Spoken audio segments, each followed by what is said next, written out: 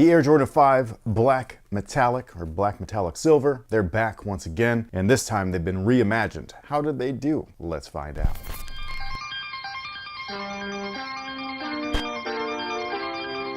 Hey, what's going on, guys? My name's Chris. Welcome back to the official WearTesters.com YouTube channel. Today we got a detailed look and breakdown on the Air Jordan 5 Black Metallic for 2025. These guys right here are part of the Reimagined series, so it's just one of many shoes that have been reimagined with a twist. And this is not the first time that this shoe has re-released. The shoe originally released way back in 1990, and then it was first retroed in the year 2000. It was retroed again in 2007, 2011, and 2016. However, this particular release will come in an original style box. Mine actually has a reimagined treatment on there because whoever dropped these off, picked them up.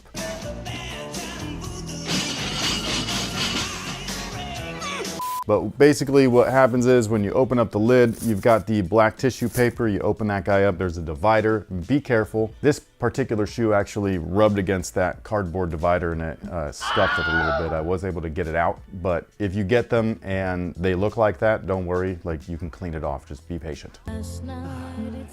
But anyways, this is what they look like straight out of the box. And in my opinion, I think that they did actually a pretty damn good job. I was not super excited based off of initial images. The toe rand looked like it was still that up weird shape that they've been using on all of these like current Air Jordan 5s. They actually did tweak the toe, so I thought that was a good move. It still does not look like the original, but I will say that it looks way better than anything recent, like something like this. So if you were to match them up, not only can you see that the height of the toe and the shape overall is a little bit different, but that toe rand also rolls up just a little bit. Again, not like the original, but at least they're trying. They're moving back in towards that direction. So this one right here, I will say, is one of those Jordan 5s where I'd be like, they're good. Like you can pick these up, you'll be fine. Now, when you pull them out of the box, they do come with these little cardboard inserts that are tucked behind the, the lace lock and between the tongue and everything. It's to protect the reflective material that the tongue is made out of. Careful, SpongeBob! Careful, SpongeBob!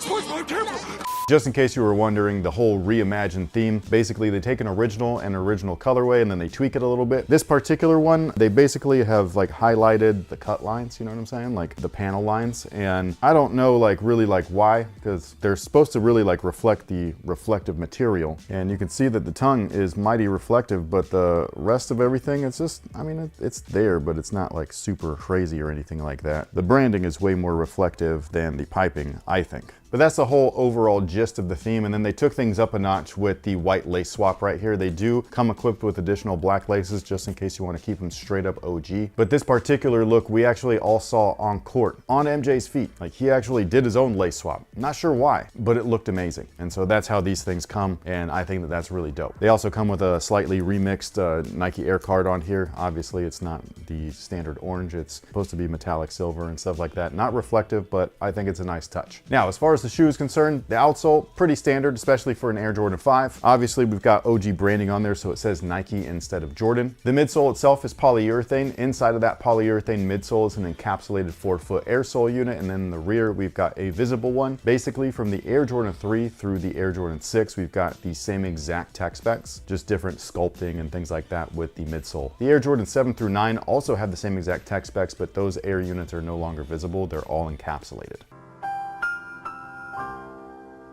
The insole, thank goodness, is fucking polyurethane. I was surprised, I was shocked. I almost thought like, oh great, they're gonna do that switcheroo and give us a white dream cell. Nope, it's real polyurethane. It's awesome. These are very comfortable for a retro. So if you have worn Jordan 5s in the past and thought, they're not that great, but you've worn the Air Jordan 5 OG in the white and black, which they now call fire red, even though the fire red has a black tongue, but whatever. There's fire red on the shoe, so I get it. Those came with a polyurethane insole and they were mad comfortable too. So these feel like those, and I think that that is awesome. I also really like the liner that they used. It looks very retro. The Nike Air branding looks great. And then the namesake of the shoe obviously comes from the 4-foot right here on the midsole itself. You've got the shark teeth on there. The shoe itself, like part of the inspiration for it was a old fighter plane, the ones with the little shark teeth on there. Not the full inspiration. There's multiple things that go into sneaker design, like they'll pull from multiple different things. But one of the things that's very prominent is that shark tooth design. It's on there. It's done up in metallic black. You got a little bit of splatter paint carryover from the last model, the Air Jordan 4, and it's just fucking beautiful, man. I love it. The upper itself originally was Durabuck. Nowadays they use synthetic nubuck, and that's basically what Durabuck was. It was a synthetic material. It was supposed to be super durable, but when you look at OG pairs, like it doesn't last forever, you know what I'm saying? So just wear your shoes while you can, bro. The piping is like a weird coating. It's very strange. Like when you lift up the bottom panel, you can see behind it that it is still the synthetic nubuck. And so I don't know how they treated this. I'd be very curious to know, but it's like they dipped it or something. It's just very strange, you know what I mean? It's only on the cut lines. So I don't know how they bonded that on there. I don't know how well it's gonna wear. I wonder if it'll crack and fall off eventually. It's almost fascinating, like being like, I don't know if I've seen this like this, you know what I'm saying? So I think that this is dope. You still have translucent panels on the side panel as well as the tongue. That was another carried over feature from the Air Jordan 4, which was the first model within the Air Jordan line to heavily focus on breathability and ventilation. Again, they carried that over here. Jordan was a stickler for making things good, consistent, lightweight, breathable, all of that kind of stuff, and also looking clean. So that's what this shoe looks like. I think that they look great. This is just a fantastic model. I gotta say the toe really like looks way better. Like, and I wanna emphasize that. It looks so much better than some of the past releases that we've been getting that like this makes me happy. It's like maybe they're gonna be like reverting back to that OG look like they should.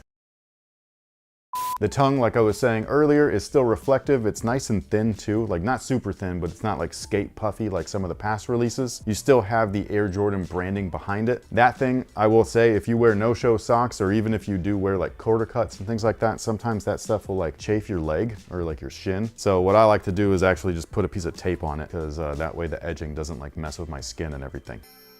Light bulb. Nike Air branding on the rear. I don't know how I feel about it, like the way that it looks really good, but I do love the stitched look. The stitched look looks vintage to me, you know what I mean? This definitely has a much cleaner look to it, so that's one of the things where I like it. Do I love it? I'm not sure. I really liked the bold white, like just clean stitching, you know what I mean? Like I think that it looks really clean like that. This is still cool though. I do like that it's reflective. It was unique. And again, they do still have the lace locks. I don't usually keep those on my shoes, but just in case you wanted to, they are there, so there you go. Now, as far as sizing is concerned, they do fit true to size. Whatever you typically wear, that's what I would recommend. Some of these newer ones, like this guy right here, I've been recommending to go down half a size for most people. That is not the case with these. These fit much better. I went true to size. I'm happy that I did. I was considering going down half a size, and I'm glad that I didn't, because then they wouldn't be wearable. They'd be too tight. So true to size, you should be good. And with that being said, what is today's question of the day? What was the first ever console you played on? First ever console that I played on was the original NES system. I'm not old enough for the Atari stuff. I know that a lot of people like that's like their first like gaming console or gaming system, and that was not mine. But yeah, I famously got mine, not famously, but like in my life, famously. And I got mine when I turned 7. It was like the greatest day of my life, you know what I mean, of my childhood life. And it's the only birthday that I truly remember and everything because of that present. Like I was fucking shocked that I got it. But before I received it on my birthday, the only way that I was ever able to play it was actually at daycare. So that was my first experience. Once we were done with our homework, they would give us Nintendo time. I remember the earthquake, like I was playing that Nintendo system in their house when that earthquake went down, and I was like still glued to it. They had to like rip me off of it because I was like, Nintendo. That was my first console experience, and it's probably still like to this day like my favorite console, even though I really love the GameCube and the N64, especially if we're talking about like Nintendos in general. But yeah, it's a special one. You? Mine was a Nintendo as well. The first one? Yeah, I have young parents, and so it was definitely purchased more so probably for them. Yeah. But yeah, they bought that. I did play Atari though, like Really? later on in elementary school. Was it yours? No, my best friend, her parents had it, and Oh, so that's they cool. had set it up for them, and so I liked playing Joust.